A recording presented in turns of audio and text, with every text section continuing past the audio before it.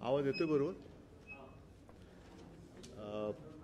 येत्या 24 ऑगस्टला म्हणजे परवा बदलापूरमध्ये जी एक अत्यंत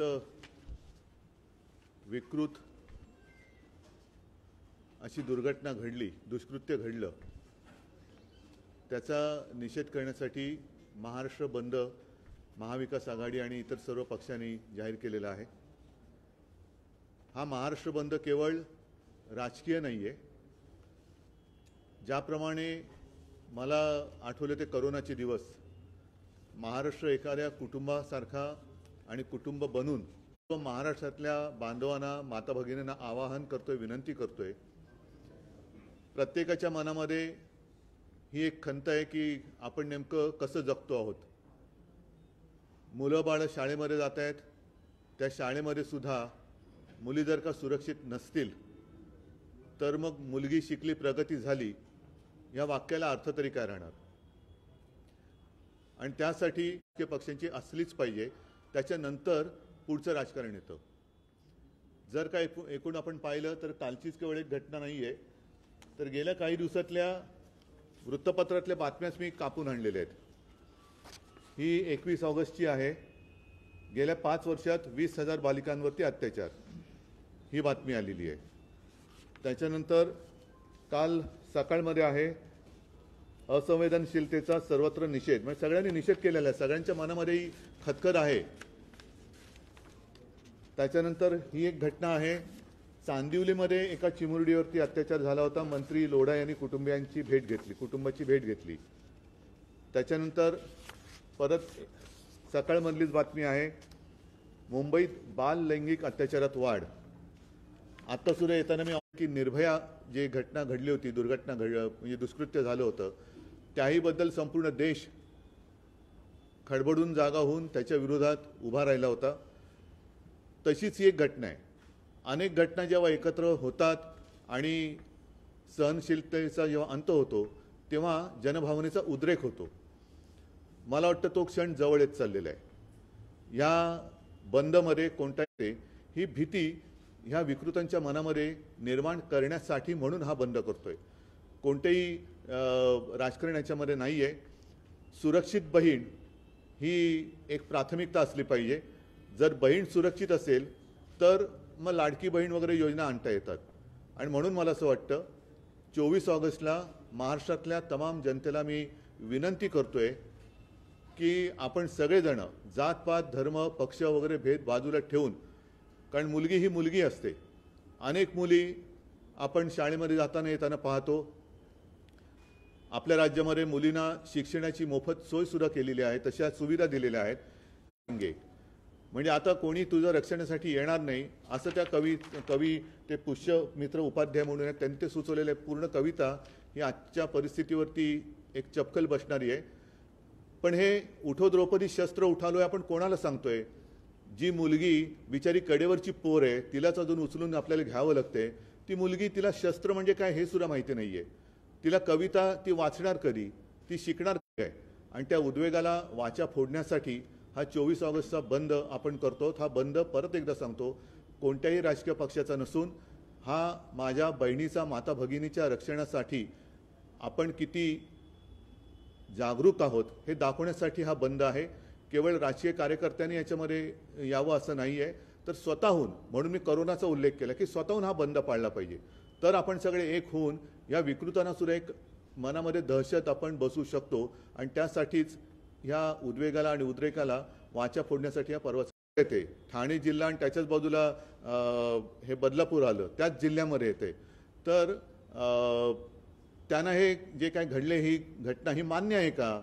हे दुष्कृत्य ते अमान्य करतायत का? किंवा असं झालं तरी चालेल, पण लाडकी बहीण, काल मुख्यमंत्री कुठे होते? म्हणजे एका ठिकाणी ह्या घटनेचा निषेध सर्वत्र होत असताना राज्यभर निषेध झाला, त्यावेळेला मुख्यमंत्री रत्नागिरीमध्ये लाडक्या डोळ्यासमोर ठेवून जनतेचा पैसा वापरून, म्हणजे जनतेचाच पैसा जनतेवरती खिरापत वाटल्यासारखा वाटण्यासाठी म्हणून जी योजना आणले, तशी ही योजना नव्हती। हे दुष्कृत्य आहे, ही विकृती आहे। आणि त्याच्यात राजकारण आणणं हे जर का या घटनाबाजी मुख्यमंत्र्यांना वाटत असेल तर ते सुद्धा विकृत आहेत, विकृत मानसिकतेचे आहेत। ज्यांना ज्यांना या दुष्कृत्यामागे आणि त्याचा निषेध करण्यामध्ये राजकारण आहे असं वाटतंय ते सगळे विकृत आहेत किंवा ते म्हणजे वाचायला सुद्धा अंगावरती काटा येतो एवढ्या घृणास्पद पद्धतीने हे असंवेदनशील सरकार वागतंय। काही महिन्यांपूर्वी लोकसभेच्या आधी आमच्या विनोद घोसाळकरांच्या पुत्राची हत्या झाली अभिषेक, त्याही वेळेला यांनी जबाबदारी झटकली आणि तेव्हा तर उपमुख्यमंत्री आहे जे देवेंद्र फडणवीस ते एवढ्या उद्धटपणाने बोलले होते की गाडीखाली कुत्रा आला तरी तुम्ही राजीनामा द्या, म्हणजे तुम्हाला जनतेच्या जीवाची किंमत नाही। त्याला आजपर्यंत मुलीच्या वडिलांचा दुसऱ्या मुलीच्या वडिलांचा जबाब नोंदवला गेला नाही, दुसऱ्या मुलीचा जबाब नोंदवला नाही, अशा प्रकारचे हे केलेलं आहे। नाही, मी जे सांगत होतो ते अर्धवट राहिलं। मी जे काय वाचण्यात आलं, कारण ही बातमी पूर्ण वाचण्याचं धाडस माझ्यात तरी नाहीये। मग ती कलकत्त्यातली असेल, इथली असेल, अगदी गेल्या 4 दिवसापूर्वी राजस्थानमध्ये एका 3 महिन्याच्या मुलीवरती असा अतिप्रसंग घडला अशी बातमी आहे। मग ही विकृती आली कुठून जन्माला आणि त्यांना पहिलं कळलं पाहिजे।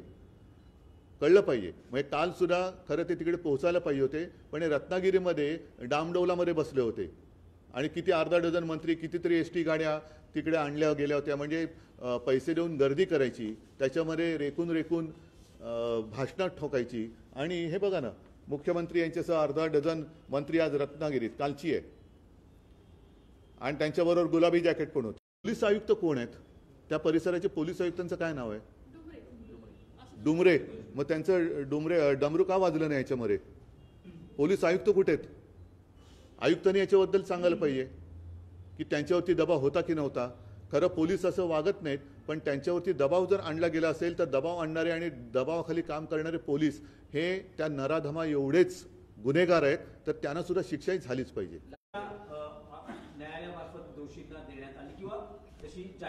ती जी फाशीची शिक्षा त्यांनी म्हटलं फाशी दिलं गेलं, तर त्याच्याबद्दल एक SIT नेमा आणि कोणाला फाशी दिलं आणि कोणती प्रसंग घटना होती त्याची माहिती काढा, त्याच्यासाठी एक वेगळी SIT नेमा आणि त्या SITच्या माध्यमातून असं कोणाला फास्ट ट्रॅकवरती ती केस चालून फाशी दिले गेले ते सुद्धा एक संशोधन करा।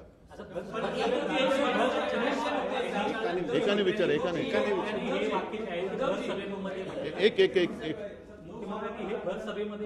म्हणजेच काय होतं की क्षमता नसलेला हा माणूस मुख्यमंत्री झालेला आहे, त्यांना जनतेच्या भावनाशी फक्त खेळता येतं।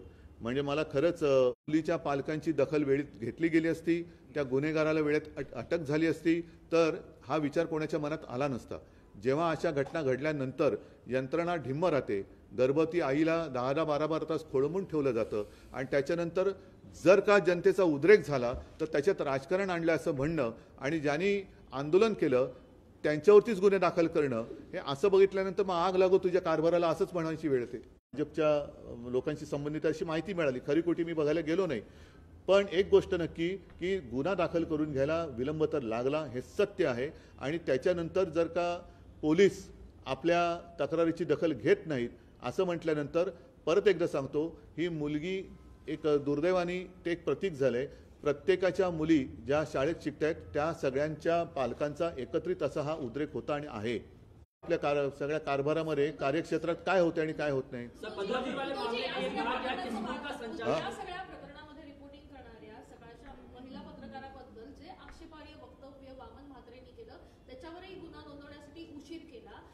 आंदोलन करावं लागलं, आंदोलन करावं लागलं। मी काल बोललो ना, सुषमाताई अंधारे जाऊन तिकडे बसल्या, सगळे शिवसैनिक तिकडे होते।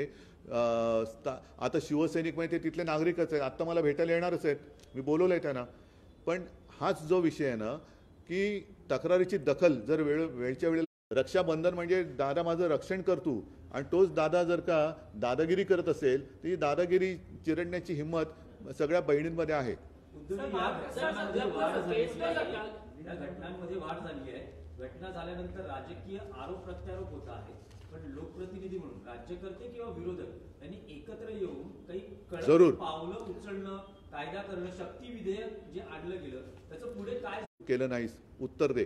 आणि त्याच्यासाठी जे शक्ती विधेयक आम्ही आणू पाहत होतो, जवळपास सगळी तयारी झाली होती। आता मला असं वाटतं ते आणू नये म्हणून यांनी सरकार पाडलं की काय? आता त्या विधेयकाचं झालं काय? काय सुधारणा असतील, काय असेल करा ना, पण आणा ना ते। आणि दुसरी गोष्ट, ज्या फाशीचा उल्लेख यांनी केला त्याच्याबद्दल एक SIT नेमा आणि कोणाला नेमकी फाशी दिली हे लोक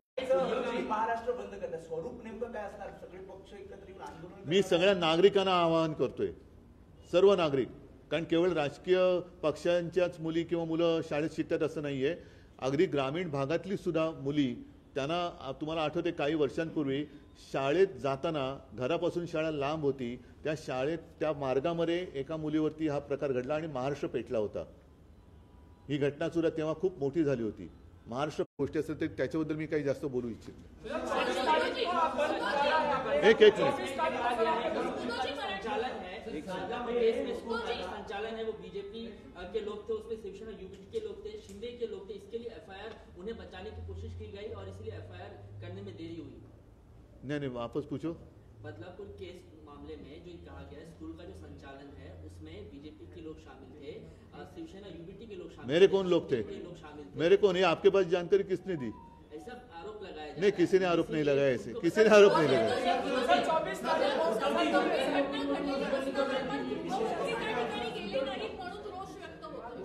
मी तेच सांगतोय परत गृहमंत्री तर, आणि ही जाग आता जाऊ देऊ नका. सगळ्यांना विनंती आहे. धन्यवाद करतो. जय हिंद.